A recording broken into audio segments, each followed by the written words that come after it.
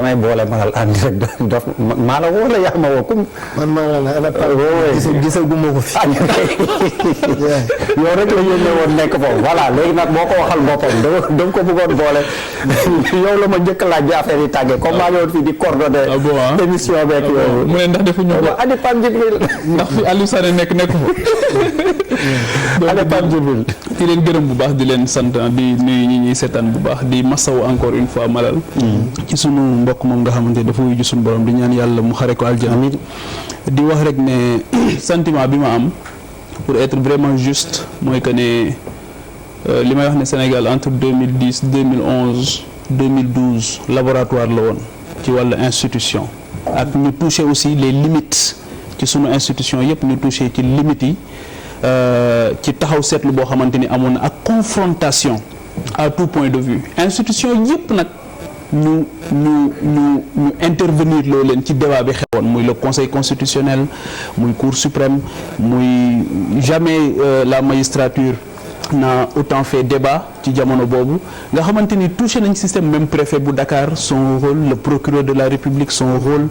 ses missions donc loolu yëpp ñu posé ko avec acuité ba nga xamante ni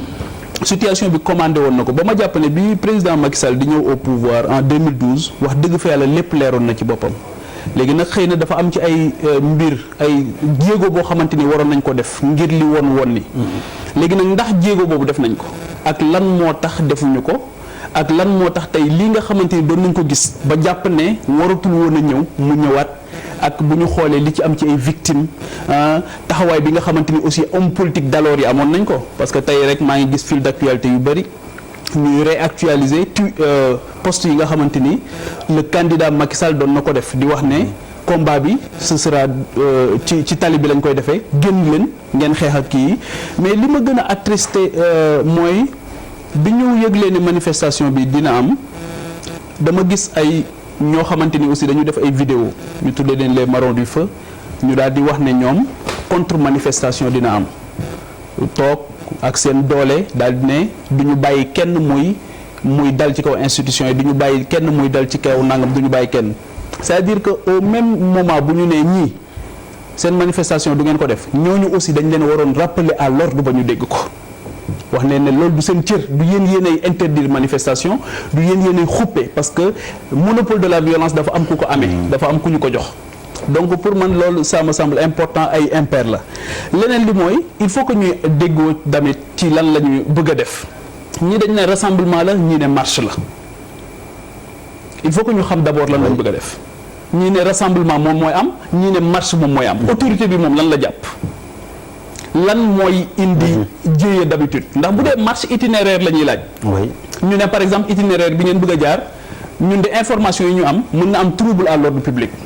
bu dee ne dañu bëgg a rassembler wu ñu ne rassemblement bi it nga communiquer ci li nga xamante ni moom mën nga ci wax ba tax nga dina féexal xol yi dalal xel yi ba nga xamante ni mën nañu wax ne du ngeen marche say de waaye xanaa ngeen jàppaat beneen bés nga waxtaan ak nit ñi nga xamante ni xol yi dina feex mais je pense que ne loolu dafa manqué et ni ko ñëpp waxee ça nous rappelle des choses yoo xamante ni xëy na li nga xamante ni du am li nga xamante ni moo ko sabab mooy lu nit ñi war a xam xëy na te xamuñu ko ak une violence verbale de tous les côtés gis nañ communication bi bu fekkee ne pétrole bi lañ bëgg a wax xëy na dinañ ci ñëwaat ci waxtaan bi gis nañ de tous les côtés communication bi ni mu ànd ak benn violence verbale boo xamante ni kéemaan la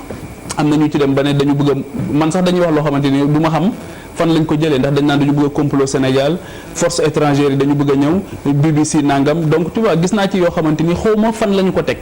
ñooy renseigner nit ñi sax ci yenn termes yoo xamante ni jàpp naa ne du sababu débat bi leneen li benn borom xam-xam dafay wax ne te bu yeboo ñëpp noppalu xam ne lii kenn dootu ci dellu ginnaaw mooy dafay am lu mu tuddee la transparence tyrannique mooy que ne fi mu ne nii ku yabu lañ la dénk nga fexe mu leer ndax dara dootul nëbb te gis nga toll nañ foo xamante ni fi information bi di jógee yenn saa yi c'est à des niveaux insoupçonnés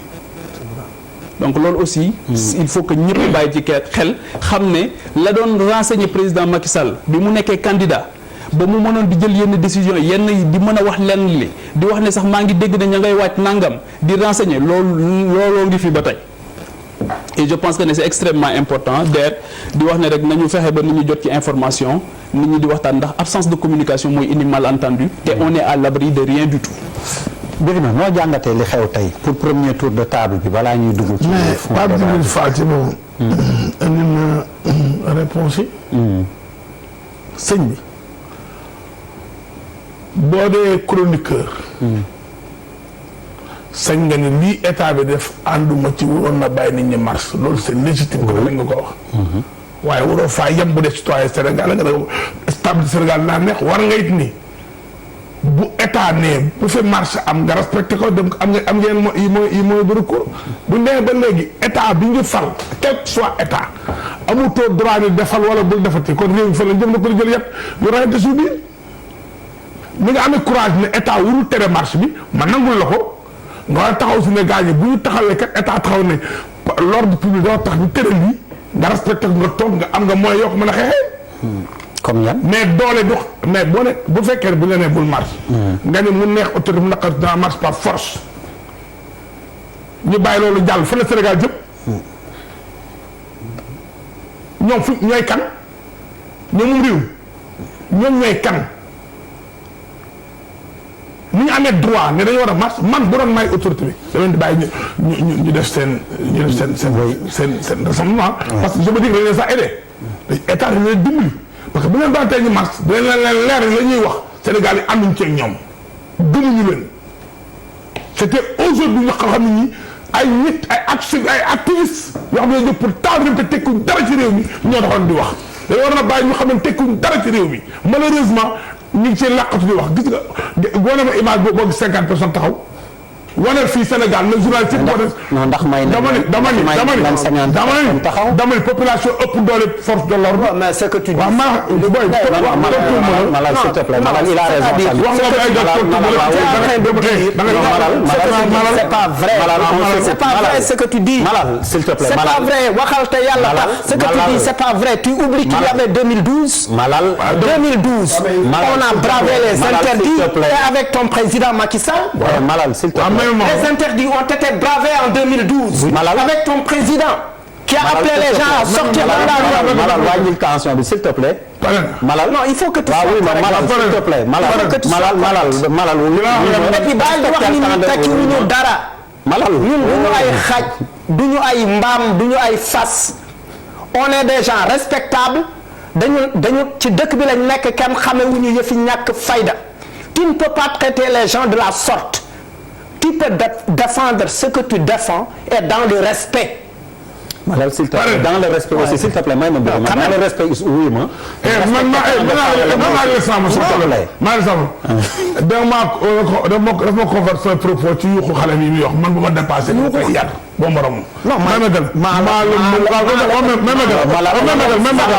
s'il te plaît. Malal yar benn mën naa la ko yar. waaw même loo ma mën a yar benn mën naa la ko yar fukk. Malal s'il te plaît. non mais gars il faut respecter les règles quand même. il faut qu'on parle de respect. Malal waaye mën naa wax dara. waaw même on se parle de respect. dama leen ñaan dara. s'il te plaît mën naa wax dara. Malal mën naa leen wax dara rek dama leen di wax dara rek c'est-à-dire que quel que soit lu xol lu jógee lu fi jógee. wala moom waaw mais bàyyi li ma wax leen yàlla dama leen ko ñaan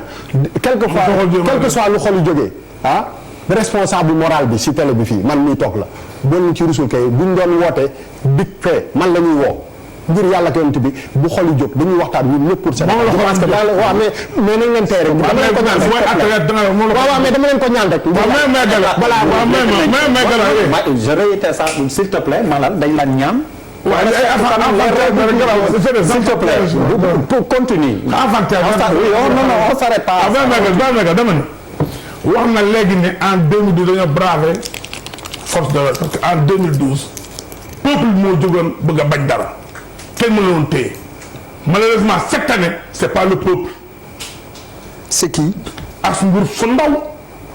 ñoo di ratatat rek bëgg a nangu réew mi bëgg a yàq réew mi loolu rek leen am fi bu réew mi jógoon kenn mën leen téye bis bu Macky Sall dafa lu jar réew mi jóg force de l'ordre mën leen téye ça a été dit tout de suite mais tant que c'est vous pendant 7 ans vous avez parlé partout de n'importe quoi élection jot wala nen du leen xoolal dégluñu leen Macky Sall la ñu gëm fal ko. mais ici c'est même pétrole. malal déglu ko pétrole moo xew. malal pétrole boobu nag ki ko incarné réew mi ko jox. mais nañ déglante. pétrole boobu ko incarné xëy ko jox boppam mënu ko jox boppam réew mi moo ko jox da ko incarné ko mu koy incarné avec respect avec. joxu ko daf ko dénk il faut ñu dégloonte daf ko dénk il faut malal s'il te plaît dafa wute malal je suis désolé je sais que tu es rentré de la place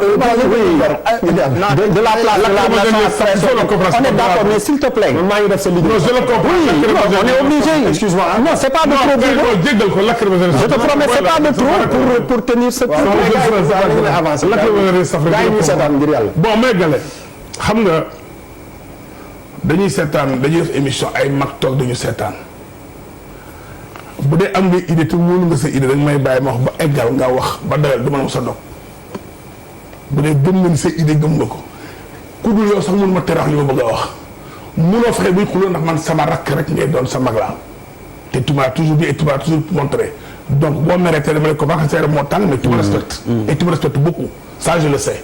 donc sa yaram tàngee léeg-léeg yaram na tàng ndox loolu dëgg la je te pardonne je sais que tu me respectes donc ma wax ni Sénégal buñ jógee pour bañ dara par force la mën leen téye waaye par bi la ko wax léegi moo tax il s'est posé la question et c'est l'un des meilleurs journalistes jay ma ko très bon journaliste bien que ànduma moom soo wax loo xam sax neex na ma ci sama jeu mais c'est un très bon journaliste daf ne léegi kenn xamul marche la kenn xamul rassemblement la effectivement seen discours a joxe loolu bu ñu dénkee nit Macky Sall bu ko réew mi dénkee réew mi sécurité réew mi nekk ci ay maggam mais bu ay nit di wax loo xam ne xam na ne li mën a taal réew mi da koy stopper c'est son rôle et il doit le faire il a l'obligation de protéger les Sénégalais kan moom nag ci yéen nit ñi ëpp ci réew mi ñoo waroon def marche te est-ce que amuñu war ñu leen protéger ñooñu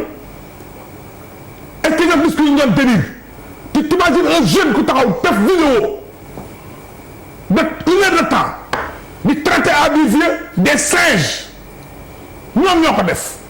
di saaga ay mag est-ce que xam nga koo saaga bàyyam lu mu nar a def ëllëg mën nga bañ li nga nekk ci réew mën nga kaas mais da ngay ànd ak yar nit du saaga sa moromu bàyyi boo ko defee benn yoon ñu jàpp na ngaa jum nga jéggul waaye mën na di ko def tout le temps et chaque jour chaque matin vidéo bi caat def bërki Dembo Ndiaye moo ko seetaane mais c'était kenn xamul lan la kii ma dendal faral Macky Sall buy wax dara yow faral sa xol day tàng mais yar nañ ko yar boo xam ne ñeewu saaga ci télé bi boo ko joxoon milliard ñeewu taxaw di saaga borom bu bàyyi dañ koo yar ak keneen yow bu bëgg ñeewoo saaga dañ laa yar ñëwoo ko mais ñi taxaw def vidéo di saaga ay nit te xas ay nit bu nga defoon nekk autorisation pour marche ci dëkk bi dañ ko war a duma nit bu yarul dañuy sa bu la sa baay ak sa yaay yoru sa biir kër mbet yoon yar la ci mbedd mi muy man muy keneen muy ça va pour moi ça va pour tout le monde ku ne am nga droit nangu dara ku ne am nga droit bañ dara mais kenn amul droit saaga sa nawle kenn amul droit dépasse sa morom waajur dañu am ay valeur am lu ñu gëm am lu ñu mel mënuñu fexe ba ñi dindi ko keneen dindi ko kenn ko dindi ci réew mi fii dañu xam mooy nit day jox worma nit day wormaal kilifaam nit day wormaal moromu baayam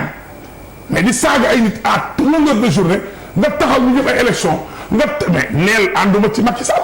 neel faru naa Macky Sall neel yàq nit réew mi waxal loo bëgg mais taxaw naan sa président wu nit ay nit fal ko gëm ko nga naan ko saay-saay foo ko teg kan moo ñuy taxaw sa bàyyi ne ko bàyyi saay-saay nga nañu wax sa bàyyi jox le père de la nation. bu sa bàyyi doonee saay-saay. waaw wax ko yow mën nga ko wax ma du ma ko wax. ku bàyyam doon saay-saay. waaw même may gën dama ne Macky Sall est le père de la nation il incarne la nation